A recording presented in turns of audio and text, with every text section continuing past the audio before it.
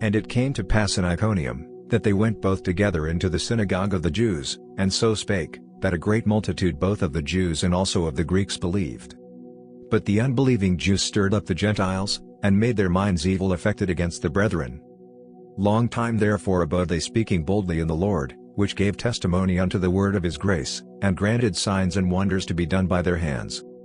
But the multitude of the city was divided, and part held with the Jews, and part with the apostles.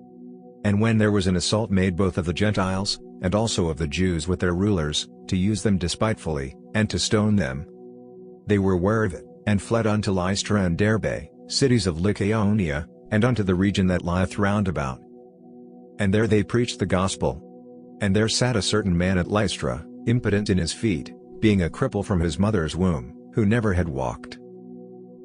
The same heard Paul speak, who steadfastly beholding him, and perceiving that he had faith to be healed, said with a loud voice, Stand upright on thy feet. And he leapt and walked. And when the people saw what Paul had done, they lifted up their voices, saying in the speech of Lycaonia, The gods are come down to us in the likeness of men. And they called Barnabas, Jupiter, and Paul, Mercurius, because he was the chief speaker.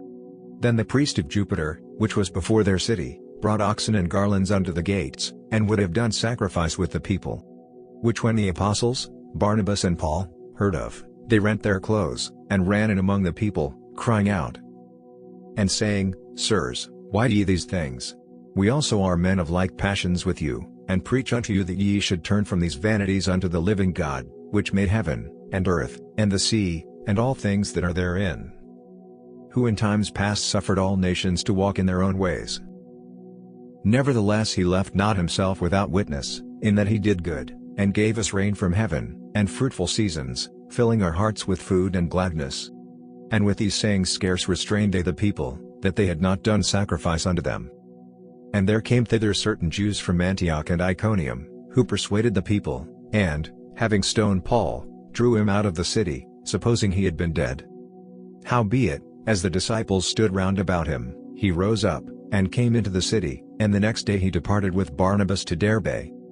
And when they had preached the gospel to that city, and had taught many, they returned again to Lystra, and to Iconium, and Antioch, confirming the souls of the disciples, and exhorting them to continue in the faith, and that we must through much tribulation enter into the kingdom of God.